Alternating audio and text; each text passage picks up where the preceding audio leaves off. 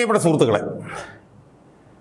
വളരെ അത്ഭുതകരമെന്ന് തോന്നുന്ന ഒരു സംഭവം ഇന്ന് നടന്നു.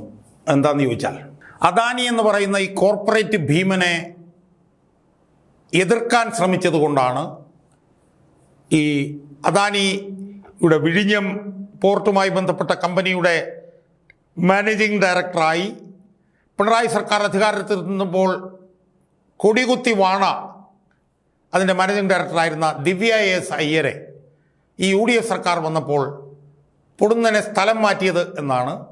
കുറേ വർഷങ്ങൾ പിണറായി വിജയൻ്റെ മുഖ്യമന്ത്രിയായിരുന്ന പിണറായി വിജയൻ എന്ന് പറഞ്ഞ വിജയൻ്റെ പ്രൈവറ്റ് സെക്രട്ടറി ആയിരുന്ന KK രാഗേഷ് ഒരു ഫേസ്ബുക്ക് പോസ്റ്റിലൂടെ ഇന്ന് പറഞ്ഞിരിക്കുന്നത്. അദ്ദേഹം ഒരു ഫേസ്ബുക്ക് പോസ്റ്റ് ഇട്ടിട്ടുണ്ട്. ആ ഭാഗം ഞാൻ വായിക്കാം. വിഴിഞ്ഞം കരാറിലെ വ്യവസ്ഥയിൽ അദാനി അധികൃതർ എന്തെങ്കിലും വിധത്തിലുള്ള വ്യതിയാനം വരുത്താൻ ശ്രമിച്ച ഘട്ടത്തിലെല്ലാം അത് തടയുന്നതിന് സംസ്ഥാന താൽപര്യാർത്ഥം അതീവ ജാഗ്രതയോടെ ഇടപെട്ട ഉദ്യോഗസ്ഥയായിരുന്നു ദിവ്യ എസ് അയ്യർ. അദാനി അധികൃതർക്ക് അത് അന്നേ അത്ര രസിച്ചിരുന്നില്ല. അതുകൊണ്ട് തന്നെ ദിവ്യ എസ് അയ്യരെ തൽസ്ഥാനത്ത് നിന്ന് മാറ്റാൻ പലതവണ നീക്കമുണ്ടായി. പോർട്ടിൻ്റെ കാര്യം നിങ്ങൾ നോക്കിയാൽ മതി, ഞങ്ങളുടെ ഉദ്യോഗസ്ഥരുടെ കാര്യം ഞങ്ങൾ നോക്കിക്കൊള്ളാമെന്ന് അന്നത്തെ മുഖ്യമന്ത്രി പിണറായി വിജയൻ്റെ ഉറച്ച നിലപാടിന് മുന്നിൽ അദാനിയുടെ ഉദ്ദേശങ്ങളൊന്നും നടന്നില്ല. പുതിയ മുഖ്യമന്ത്രി ചാർജ് എടുത്ത ഉടനെ ആ ഉദ്യോഗസ്ഥയ്ക്ക് സ്ഥാനചലനം ഉണ്ടായിരിക്കുന്നു. സുഹൃത്തുക്കളെ, ഇതാണ് പഴയ മുഖ്യമന്ത്രിയുടെ പ്രൈവറ്റ് സെക്രട്ടറിയായി കുറേ നാൾ പ്രവർത്തിച്ച ശ്രീമാൻ KK രാഗേഷ് അദ്ദേഹത്തിൻ്റെ ഫേസ്ബുക്കിൽ ഇന്ന് കുറിച്ചിരിക്കുന്നു. അതിൽ അദ്ദേഹം പറഞ്ഞിരിക്കുന്നത്, അദാനി എന്ന് പറഞ്ഞ കോർപ്പറേറ്റ് ഭീമൻ്റെ ഇപ്പോഴാണല്ലോ കോർപ്പറേറ്റ് ഭീമനായിരിക്കുന്നത്. ഭരിച്ചുകൊണ്ടിരുന്നപ്പോൾ തങ്ങളുടെ ഭരണ പങ്കാളിയായിരുന്നു, തങ്ങളുടെ പാർട്ട്ണറായിരുന്നു അദാനി. ഭരിച്ചുകൊണ്ടിരുന്നപ്പോൾ അദാനി ഇരിക്കാൻ പറഞ്ഞാൽ നിൽക്കാൻ പറഞ്ഞാൽ ഇരിക്കുകയും, ഇരിക്കാൻ പറഞ്ഞാൽ കിടക്കുകയും, കിടക്കാൻ പറഞ്ഞാൽ ഉരുളുകയും ചെയ്യുമായിരുന്നു വിജയനും കൂട്ടരും. ആ വിജയനും കൂട്ടരും ഇന്ന് അധികാരത്തിൽ നിന്ന് പുറന്തള്ളപ്പെട്ടപ്പോൾ അവർക്ക് പൊടുന്നനെ അദാനി കോർപ്പറേറ്റ് ഭീമനായി മാറി. അതിനെക്കുറിച്ച് ഞാൻ വീഡിയോ ചെയ്യുന്നുണ്ട്. അപ്പോൾ ശ്രീമാൻ KK രാഗേഷ് പറയുന്നത്, ഈ ദിവ്യ എസ് അയ്യർ അവിടെ അദാനിയുടെ വിഴിഞ്ഞം തുറമുഖ കമ്പനിയുടെ മാനേജർ ഡയറക്ടറായിരുന്ന സമയത്ത്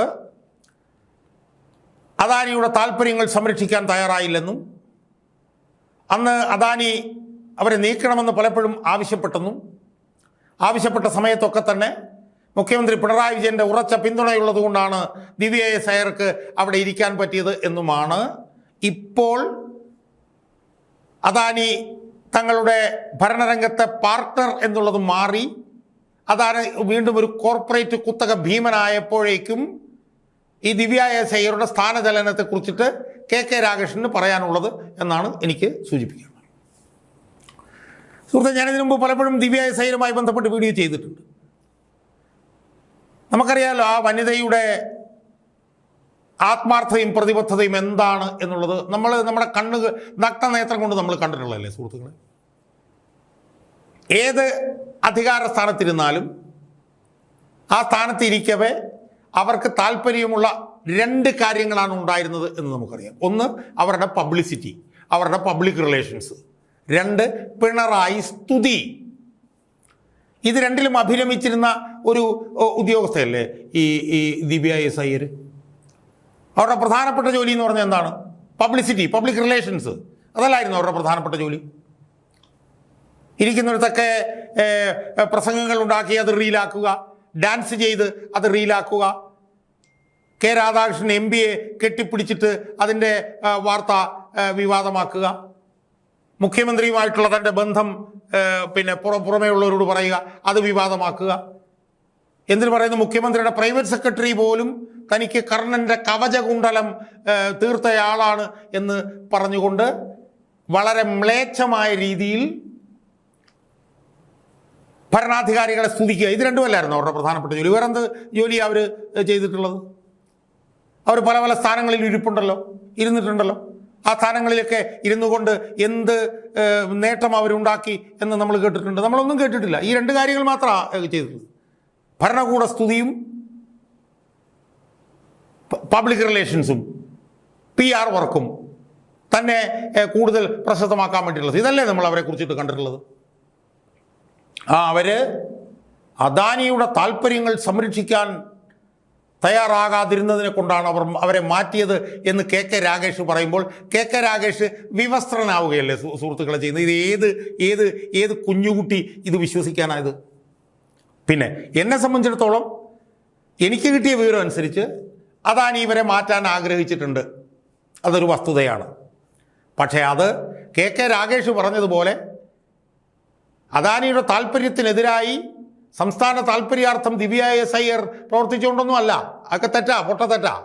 അദാനി അവരെ മാറ്റാൻ ശ്രമിച്ചത് അവരൊരു പണിയും എടുക്കില്ല എന്നുള്ളത് കൊണ്ടാണ്.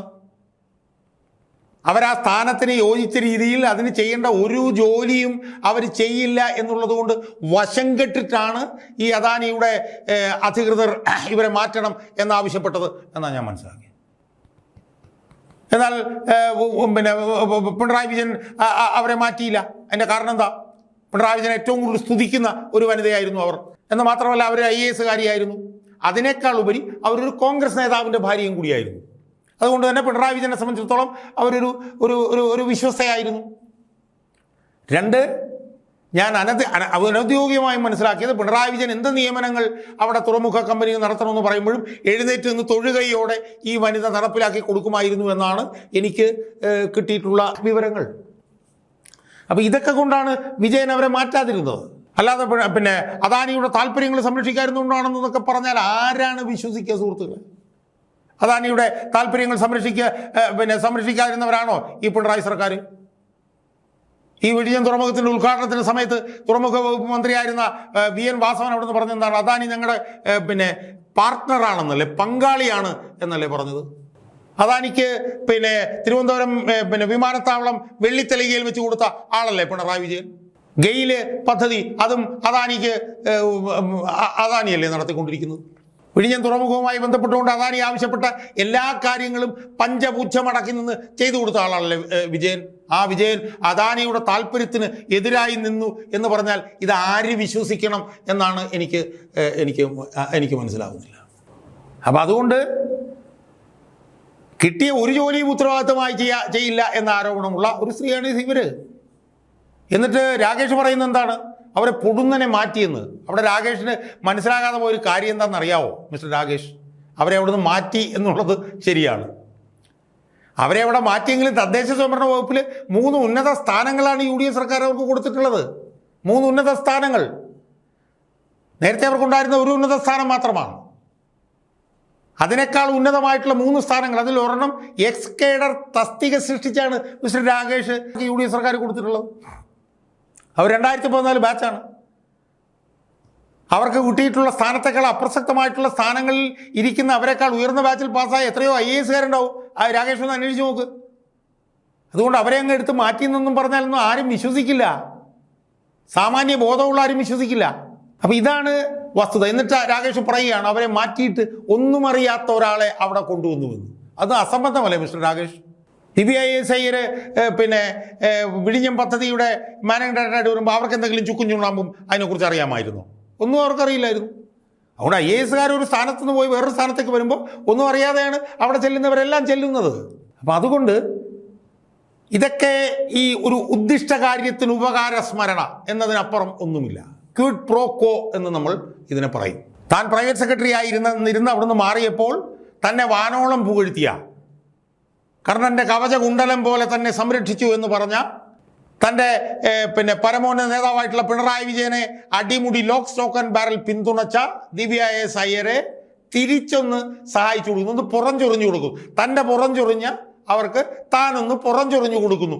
അത്രയേ ഉള്ളൂ എന്ന് ഇത് കാണുകയും കേൾക്കുകയും ചെയ്യുന്നവർക്ക് മനസ്സിലാവും എന്നുള്ള കാര്യത്തിൽ യാതൊരു സംശയവുമില്ല. അതിൻ്റെ ഭാഗമാണ് ഇപ്പോൾ ഈ രാകേഷ് ഈ ദിവ്യ എസ് അയ്യർ എന്ന് പറയുന്ന ഈ സ്ത്രീയെ പുകഴ്ത്തിക്കൊണ്ട് വന്നിരിക്കുന്ന ഈ ഫേസ്ബുക്ക് പോസ്റ്റുമായി ബന്ധപ്പെട്ട് നമ്മൾ അത്രയും മാത്രമേ അതിനെ കാണേണ്ടതുള്ളൂ എന്നാണ് എനിക്ക് സൂചിപ്പിക്കാനുള്ളത്.